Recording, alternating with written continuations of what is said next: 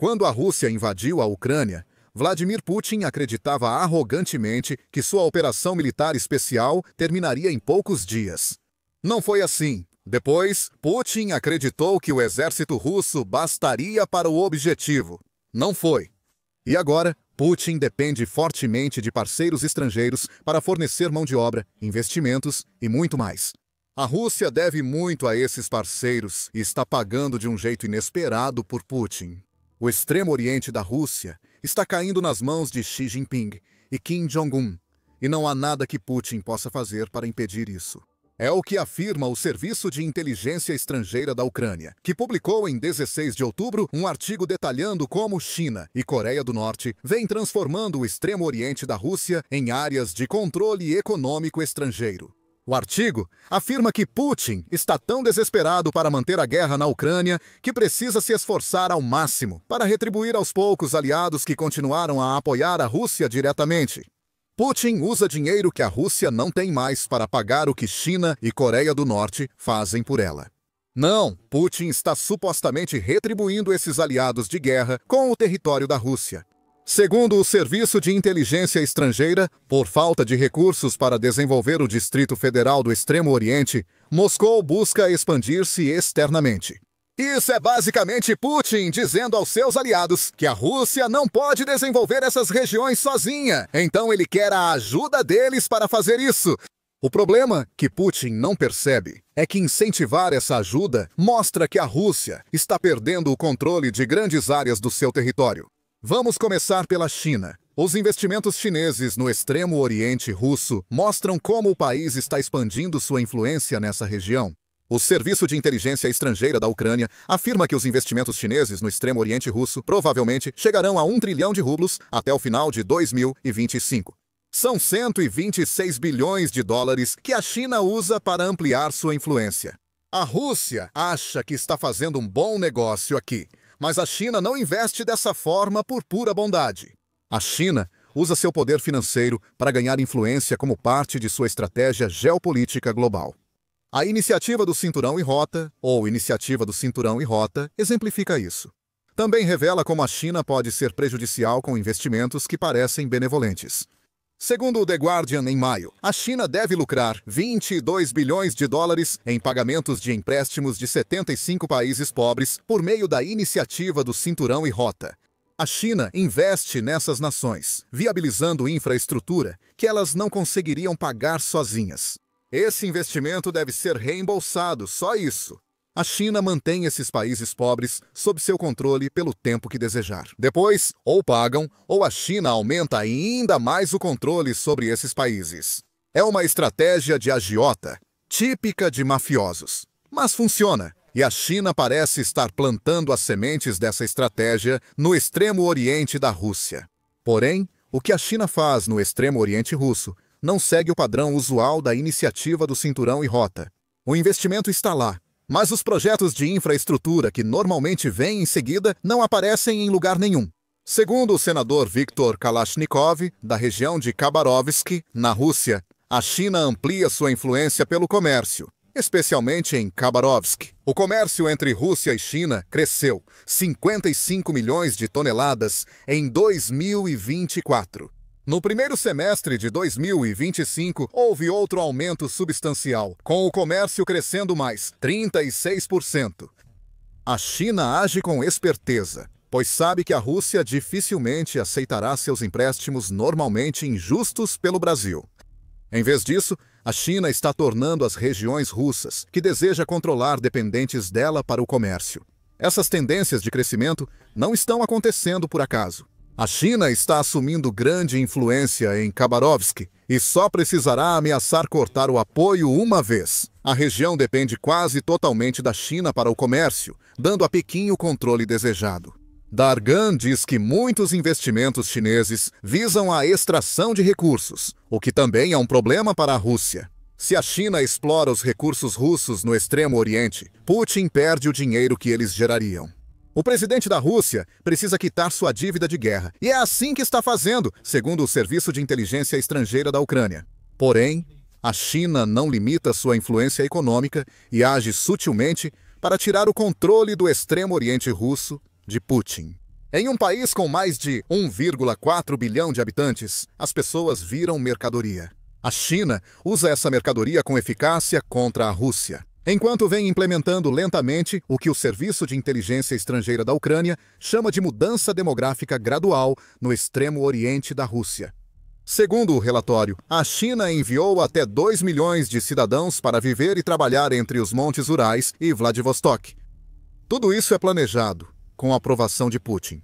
A maioria dos chineses que chega a essas regiões trabalha sob isenção de visto em zonas econômicas especiais no extremo oriente russo. As ZIs são interessantes por um motivo simples. São áreas dentro de um país que operam sob diferentes regulamentações de negócios e comércio em relação ao restante do país. No caso da Rússia, isso parece significar que a China está estabelecendo ZIs onde as regras de comércio e negócios são chinesas e não russas, no extremo oriente da Rússia. Novamente, tudo se resume ao controle, e essas ZIs mostram esse controle escapando das mãos de Putin. O fato de que os trabalhadores imigrantes da China também estão sendo autorizados a operar sem vistos dá ainda mais suporte ao argumento de que as ZIs que a China agora ocupa essencialmente já não pertencem mais à Rússia. A Rússia provavelmente tem acordo para retirar o status de zona econômica exclusiva das áreas povoadas pela China se necessário. Apesar disso, Putin hesitaria em usar esse poder. Se ele troca apoio chinês por terras no extremo oriente russo, esse apoio some ao tentar recuperá-las. A Rússia talvez nunca consiga recuperar essas zonas econômicas especiais. E se tentar, enfrenta a tarefa complicada de expulsar cerca de 2 milhões de cidadãos chineses do seu território sem irritar o presidente Xi. Despertar a ira da China é a última coisa que Putin quer fazer neste momento. Como a Reuters informou em 25 de setembro, engenheiros chineses ajudam fabricantes russos de drones sancionados a aperfeiçoar seus produtos. Putin precisa desses drones. Em 2025, a estratégia aérea russa mudou. Ataques de drones contra cidades ucranianas aumentaram muito, com relatos de pelo menos 4.000 e até 6.297 drones lançados por mês desde maio. Segundo o Instituto de Ciência e Segurança Internacional, em 2025, a Rússia não lançou menos de 2.000 drones por mês contra a Ucrânia. Aparentemente, a Rússia constrói esses drones com apoio da China, aumentando a influência de Xi Jinping sobre Putin. Se tentarem frear a expansão demográfica e econômica da China no Extremo Oriente, esses engenheiros de drones provavelmente não ficarão. Fica claro como a China está tomando território no Extremo Oriente. E a Coreia do Norte? Segundo o Serviço de Inteligência Estrangeira da Ucrânia, o maior erro da Rússia é aceitar dezenas de trabalhadores norte-coreanos no Extremo Oriente. O serviço informa que cerca de 15.000 norte-coreanos chegaram à região no último ano. Extraoficialmente, o número pode chegar a 50.000. A BBC cita 50.000 em um artigo de agosto, relatando que trabalhadores norte-coreanos enviados à Rússia atuam em condições semelhantes à escravidão. O veículo entrevistou 6 trabalhadores que escaparam dessas condições. Um deles, Chan, relatou situações horríveis. Algumas pessoas deixavam seus postos para dormir durante o dia ou acabavam dormindo em pé, mas os supervisores os encontravam e os espancavam. Parecia que estávamos morrendo, disse Chan à BBC. Trabalhadores frequentemente iam até tarde da noite, sem luz ou equipamentos de segurança. Outro fugitivo contou que trabalhou 18 horas por dia em um prédio de vários andares na Rússia. Para Putin, isso é trabalho quase escravo, barato, eficaz e de um aliado. Para a Coreia do Norte, é uma oportunidade de ganhar influência e presença no extremo oriente russo. A Coreia do Norte não tem o mesmo controle econômico sobre o território russo que a China. Mas, com a Rússia claramente precisando de mão de obra para desenvolver sua região do Extremo Oriente, a Coreia do Norte parece estar seguindo o modelo da China ao usar seu próprio povo para ganhar influência sobre Putin. A Coreia do Norte já se beneficia bastante desse acordo. Note que falamos da Coreia do Norte, não dos trabalhadores norte-coreanos. Esses trabalhadores estão recebendo o salário mínimo possível. Kim Jong-un recebe 500 milhões de dólares por ano da Rússia, segundo o Serviço de Inteligência Estrangeira da Ucrânia. Empresas russas já solicitaram mais 153 mil contratos para trabalhadores norte-coreanos, segundo o serviço. Mesmo considerando 500 milhões de dólares anuais para 50 mil trabalhadores informais no extremo oriente da Rússia, ainda soma 15 bilhões de dólares por ano. Se 500 milhões de dólares são para 10 mil trabalhadores, mais 150 mil corresponderiam a 75 bilhões de dólares. A Rússia precisa encontrar. Putin tem esse dinheiro para mão de obra. Considerando o custo da guerra na Ucrânia? Talvez não. Se não tiver, a Coreia do Norte pode usar esses contratos para tentar conquistar territórios no extremo oriente russo. A Rússia aparenta ignorar o que ocorre aqui, ao menos oficialmente. Em julho, o Korea Jungang Daily informou que legisladores russos consideram os novos trabalhadores norte-coreanos mais confiáveis que os migrantes atuais na Rússia.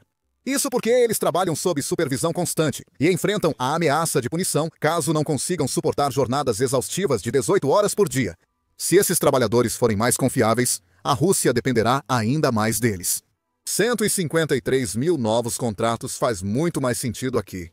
E Putin ou não vê, ou não se importa com o impacto que isso terá no extremo oriente da Rússia no futuro. A Rússia está jogando um jogo muito perigoso aqui. Os riscos envolvidos são enormes.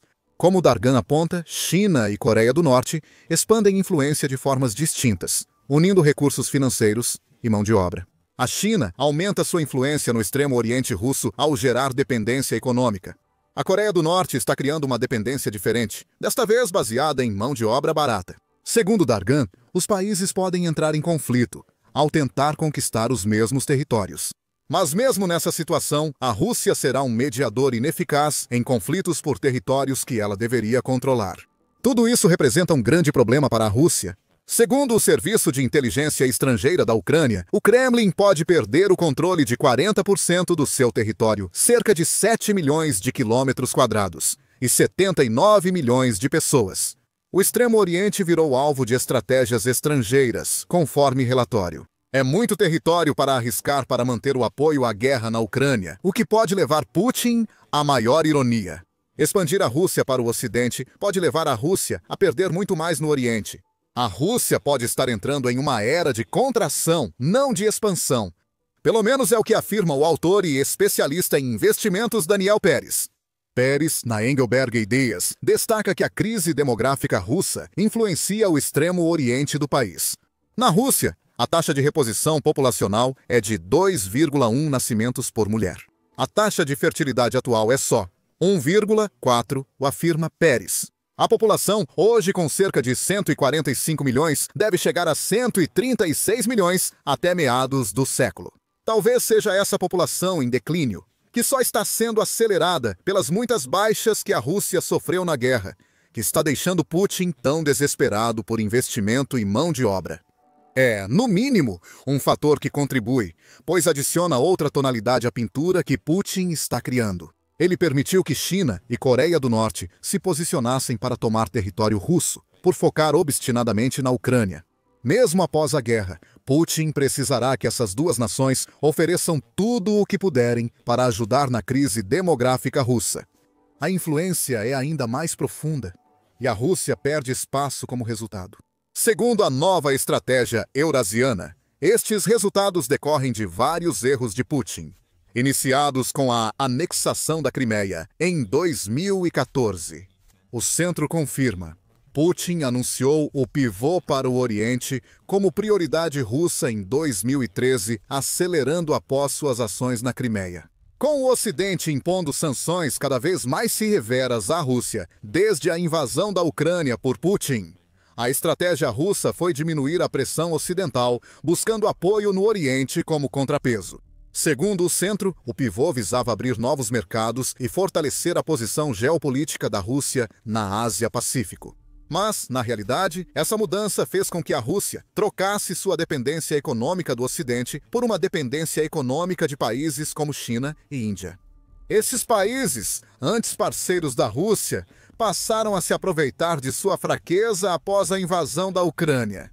Vemos isso nas vendas de petróleo da Rússia, que diante de tetos de preços e sanções, passou a vender para a China e Índia. Ambos aproveitaram grandes descontos, sendo que só a China economizou 10 bilhões de dólares em 2022 e 2023 comprando petróleo russo. Putin considera esse sacrifício financeiro essencial para garantir entrada de dinheiro na Rússia durante a guerra. China, Índia e outros compradores veem isso como uma forma de ganhar influência e se enriquecer às custas da Rússia.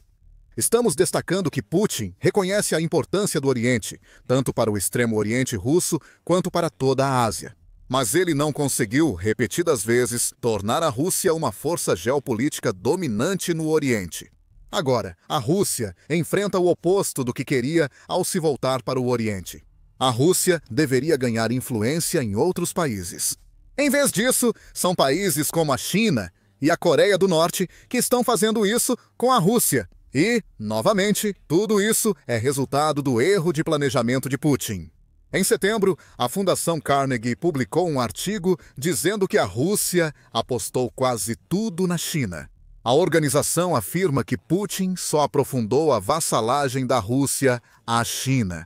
Em outras palavras, Putin está voluntariamente tornando seu país, pelo menos, um pouco submisso à China, tudo para conseguir o que deseja na Ucrânia. O isolamento da Rússia do Ocidente foi escolha de Putin e agora prejudica o país. Com o afastamento da Rússia do Ocidente, a China se torna ainda mais essencial para o sistema de Putin, sem mais alternativas, segundo a Fundação Carnegie. Quando Putin se afastou do Ocidente há 10 anos, a China ocupou o espaço deixado. Mas agora, mesmo que por algum motivo ele decidisse se afastar de Pequim, não há uma alternativa viável. Esse é, em resumo, o problema do Extremo Oriente de Putin. A Rússia pode influenciar a Coreia do Norte, ao menos até depender totalmente da mão de obra barata do país. Isso compensa o vazio causado pelos problemas demográficos e pela perda de jovens russos na Ucrânia. Mas a China está em uma posição de poder muito maior.